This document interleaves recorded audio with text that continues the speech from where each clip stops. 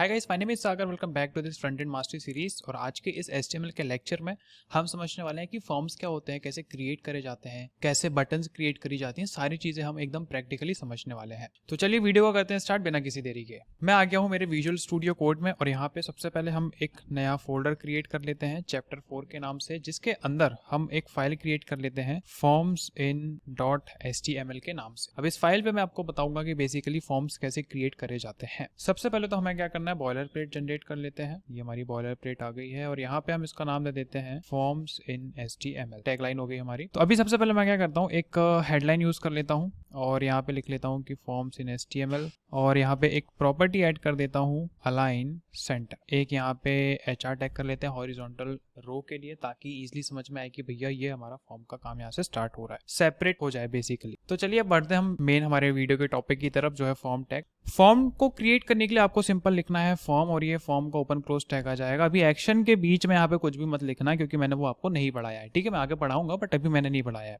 अब इसके अंदर हमें क्या करना है, हमें क्वेरीज जनरेट करने के लिए हमें रोज क्रिएट करनी पड़ेंगी, राइट। जैसे अगर मान लो हमें यूजर से 3 इन्फॉर्मेशन चाहिएगी, फर्स्ट नेम, लास्ट नेम और नंबर, तो हमें वहां पे ऐसे बॉक्सेस भी क्रिएट करने पड़ेंगे जहाँ पे यूजर अपना इनपुट डाल सकेगा। तो वो चीज कैसे करते हैं, तो देखो सबसे पहले क्या करो, फर्स्ट नेम। उसके बाद सबसे पहले आपको वो नेम लिखना है जो आप एज अ टाइटल दिखाना चाहते हैं। उसके बाद आपको इनपुट लिखना है। ठीक है, इनपुट लिखने का मतलब ये है कि आप एक फॉर्म क्रिएट कर रहे हैं जहां पे यूजर कुछ इनपुट देगा। अब इनपुट यूजर जो है वो मल्टीपल चीजों पे दे सकता है, जैसे आप उससे URL, week, time, submit, search, radio, range, सब कुछ कर सकते हो। अभी एक एक करके हम सारी चीजें जानेंगे, डोंट वरी। तो मैं यहाँ पे लिख रहा हूँ इनपुट और TEXT, क्योंकि मुझे एक टेक्स्ट एज अ इनपुट में मुझे लेना है। ठीक है, उसके बाद मैं यहाँ पे लिख रहा हूँ कि लास्ट नेम एक टाइटल है जहां पे मुझे इनपुट चाहिए। अगेन यहाँ पर भी मुझे टेक्स्ट चाहिए, तो मैं यहाँ पे इनपुट कॉलन टेक्स्ट लिखूंगा तो ऑटोमेटिकली ये बन के आ जाएगा। उसके बाद मुझे चाहिए नंबर, फोन नंबर क्या है आपका, तो अगेन मैं यहाँ पे लिखूंगा इनपुट और कॉलन लगा के नंबर, तो ये देखो नंबर क्रिएट हो जाएगा। बट एक चीज आपने ध्यान दी कि ये फॉर्म जैसा बिल्कुल भी नहीं लग रहा है। मतलब ठीक है, ये फर्स्ट नेम है, लास्ट नेम है, नंबर है, बट ये इसके साइड में आ गया, ये इससे चिपका हुआ है। ठीक है, तो इसके लिए हम क्या यूज करेंगे, BR टैग। यहाँ पे भी BR टैग यूज कर ले, बट अभी भी देखो ये दोनों आपस में चिपके हुए हैं। तो अगर आप फॉर्म टैग का सिंपल यूज करके कुछ इस तरीके से फॉर्म बनाओगे तो ये ही गड़बड़ होने वाली है, यानी कि परफेक्ट स्ट्रक्चर में नहीं आने वाला। तो इसका सॉल्यूशन ये है कि हम टेबल के अंदर फॉर्म टैग का क्रिएशन करने वाले हैं। सबसे पहले क्या करेंगे, टेबल क्रिएट कर लेंगे। ठीक है, सबसे पहले क्या करते हैं, इसकी प्रॉपर्टी दे देते हैं, अलाइन कर देते हैं इसको सेंटर में,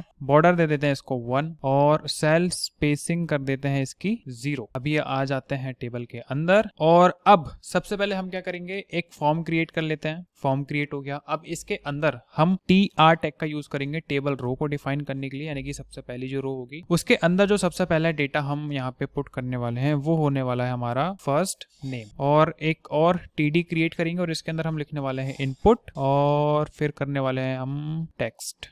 ये आ गया। तो ये देखो अब ये अच्छा लग रहा है, सब कुछ सेंटर में, फर्स्ट नेम और ये हमारा हो गया। तो अब ये फॉर्म थोड़ा फॉर्म जैसा लग रहा है, अदरवाइज पता नहीं कैसा सा लग रहा था। सेम तरीके से टेबल जैसे हमने यहाँ पे फर्स्ट नेम क्रिएट किया है, वैसे हम TR टैग की मदद से एक लास्ट नेम भी क्रिएट करेंगे, यानी कि एक बेसिकली फॉर्म बनाते हैं बढ़िया सा। और TD टेबल डेटा और यहाँ पे हम इनपुट में अगेन ले लेंगे क्या, टेक्स्ट। ठीक है, तो ये हो गया फर्स्ट नेम लास्ट नेम। इसके बाद हम यूजर से लेते हैं कि भाई आप बताओ आपका नंबर क्या है, तो अगेन हम TR टैग का यूज करेंगे, टेबल डेटा टैग का यूज करेंगे और यहाँ पे हम बोलेंगे फोन नंबर और TD के अंदर अगेन हम यहाँ पे इनपुट में ले लेंगे क्या, नंबर। तो यहाँ पे ये नंबर एज ए फिर हम इनपुट में ले सकते हैं। ठीक है, ये फॉर्म क्रिएट कर रहे हैं एक बेसिक सा, और इसके अंदर मैं जितनी ज्यादा हो सके उतनी ज्यादा टैग्स के बारे में आपको बताने की कोशिश करूंगा। बाकी आपको पूरी टैग तो मैं एक ही वीडियो में नहीं बता पाऊंगा, बाकी आपको खुद से भी ट्राई करना पड़ेगा। एक और रो क्रिएट करते हैं कि भाई आप बताओ कि आपका जेंडर क्या है। ठीक है, TD और जेंडर। अभी जेंडर में क्या होता है, आपको या तो मेल या तो फीमेल, दो में से कोई एक चूज करना पड़ेगा।